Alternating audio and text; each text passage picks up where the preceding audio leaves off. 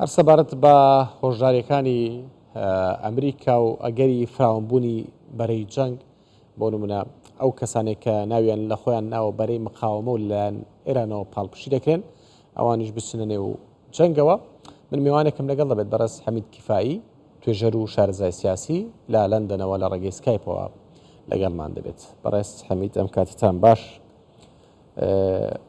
هەم ئەمریکا هۆژاری داوەت تا خەڵکی خۆی کە لە ڕێگەی فڕۆکخانەی بەغداوە گەشت نەکەن. ئەم داوای لە کارمەندە ناپێویستەکانی خۆی لە باڵدۆزخانەی ئەمریکا لە عێراق کردووە کە عێراق جێبهێڵن.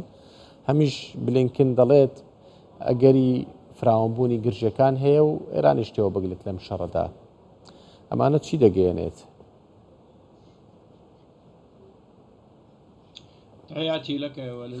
بەڵێ سڵاوتان لەبێ سڵاو لە بینەرانی ئێوەش. ڕاستیەکەی بارودۆخ زۆر مەترسیدارە هاتنە ناوەوەی عێراق بۆ سەر هێڵی ململانەی نێوان ئیسرائیل و حەماس یاخود هاتنە ناوەی عێراق بۆ ئەم قەیرانە هیچ لە بەرژۆندی عێراقدا نییە، چونکە دۆسیەک هەیە،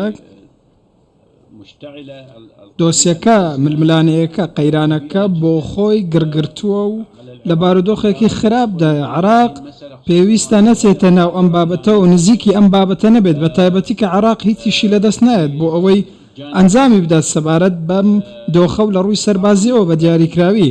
بە دڵنیاییەوە نەتەوە یەکگرتوەکانی و ئەمریکا بەڵێنیان داوە کە ئیسرائیل دەپارێزن.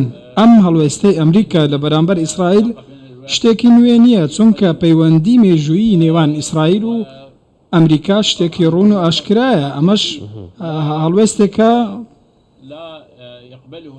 بەدڵنیاییەوە عەرەبەکان قبولیان نییە، کۆمەلگەی نێودەوڵەتیش ڕەنگە قبولیان نەبێت. ئیسرائیل تاوانی جەنگ لە غەزە ئەنجام دەدات، ژمارەیەکی زۆر خەڵکی کوشتۆ بۆردومان بەردەوامە، نزیکەی 5,000 کەسی مەدەنی مردووە. باسیش لەوە دەکرێت کە 2,000یان لەو ژمارەیە منداڵ و 1,000 دیکە ژنن. ئەمانە تاوانی جەنگن بە گوێرەی یاساکانی دادگای نێودەوڵەتی. پێتان وایە ئەوانەی کە خۆیان ناوناوە بە بەرەی مقاومە ئەوانیش بچنەوە نێو جەنگەکە؟ بۆ نمونە هەندێک گروپ و میلیشیا هەن لە عێراق ئێران پاڵپشتیان دەکات، لە سووریا بە هەمان شێوە، لە لوبنان بە هەمان شێوە.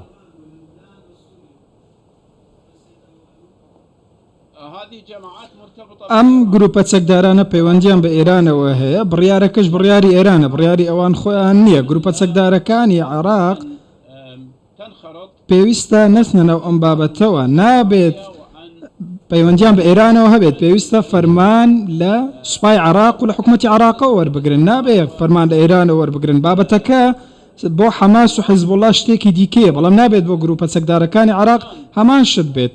دەبینین کە حیزبوڵڵا لە لوبنان پەیوەندی لەگەڵ ئیسرائیلدا هەیە، ئەوان قسە لە ئێران وەردەگرن، بۆیە دەشکرێ ئەو بچێتە ناو جەنگەوە. بەڵام گروپە چەکدارەکانی عێراق پەیوەندیان بە دەوڵەتی عێراقەوە هەیە، پەیوەندیان بە هێزە چەکدارەکانی عێراقەوە هەیە. ئەم بڕیارە پێویستە بڕیارێکی عێراقی بێت، لە حکوومەتی عێراقی وە دەربچێت. پێشم وانی عێراق بەڕاستی ئامادە بێت بۆ ئەوی بچێتە ناو ئەم شەڕەی ئێستاوە. بۆیە ئەم گروپە چەکدارانە کە ئەگەر بێت و بەبێ مۆڵەت و بەبێ فەرمانی حکوومەتی عێراقی بچنە ناو ئەم ململانەیەوە، ئەوە دەبنە کۆمەڵی یاخی، دەبنە گروپە چەکداری یاخی لە سەرئاستی عێراق و حکوومەتی عێراقی.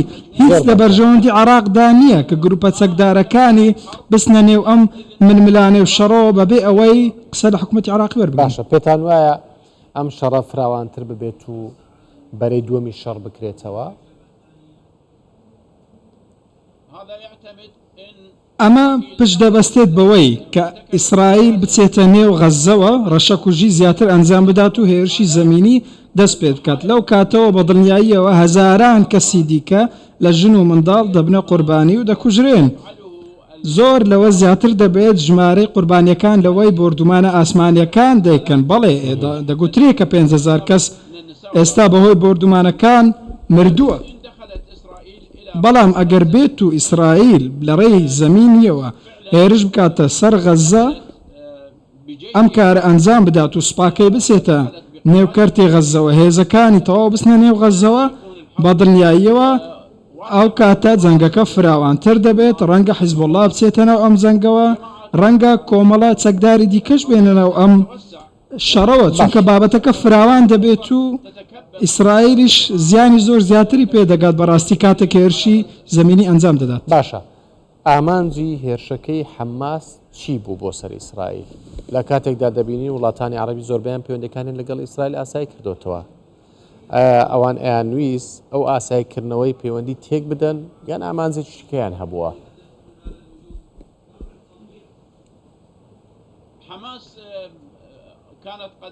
حماس پێشتر هێرشی کردووەتە سەر ئیسرائیل لە ساڵی 2014 بە درێژایی ئەو ماوەیە کە ململانەی لە نێوانیان هەبووە جەنگ هەر بەردەوام بووە جەنگەکە هەڵدەستێ و ساردیش دەبێتەوە لە هەمان کاتدا ئەم ململانەی نێوان ئیسرائیل و حماس شتێکی کۆن نییە بەڵام بابەتی ئاساییکردنەوەی پەیوەندیەکان پێم وایە تەوەرێکی جیایە بەڵام لەگەڵ ئەو جەنگەی کە ئێستا بەردەوامە لەگەڵ هەڵگرسانی ئەم شەڕەی کە ئێستا هەیە و هەزاران کەس بوونەتە قوربانی و کوژراون پێم وانییە ئێستا ئاساییکردنەوەی پەیوەندیەکان بەو شێوەیە بەردەوام بێت کە ئەمریکا دەیویست یاخود بەو شێوەی هەندێک لە وڵاتانی عەرەبی دەیانویست بۆیە بابەتی ئاساییکردنەوەی پەیوەندیەکان ئێستا شتێکی مەحاڵە و ناکرێت هیچ لایەنێک ئەنجام بدات نازانم ڕەنگە حەماس لە ڕێگەی ئەم هێرشەیەوە مەبەستی بوو بێت و ویستی بێتی ئەم پرۆسی ئاساییکردنەوەی پەیوەندیە ڕابگرێت لەگەڵ وڵاتانی عەرەبی و ئیسرائیل بەرام بەداخەوە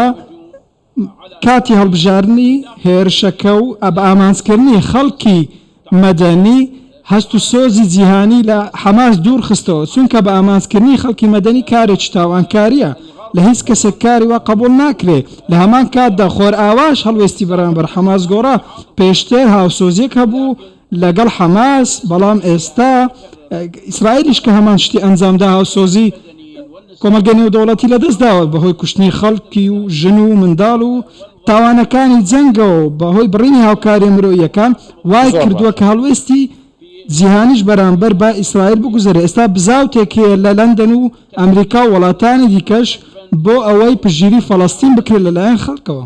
سپاس بۆ بەڕێز حەمید کیفایی توێژەر و شارەزای سیاسی کە لە لەندەنەوە لەگەڵمان بووی زۆر سپاس.